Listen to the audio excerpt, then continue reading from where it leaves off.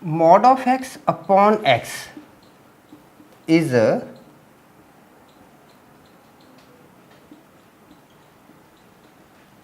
discontinuous function. Now, therefore, mod of x upon x is equal to x upon x if x is greater than 0 and minus x upon x if x is less than 0. Okay. Or this can be again written as now 1, x upon x is 1 if x is greater than 0 and minus 1 if x is less than 0. Okay.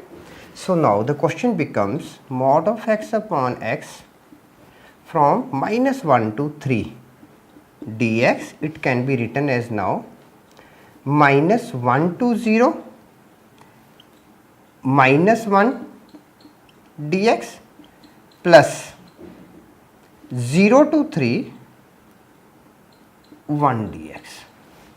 Now this becomes minus x with minus 1 to 0 plus x with 0 to 3. Now this is equal to 1 plus 3 is equal to 4. Answer.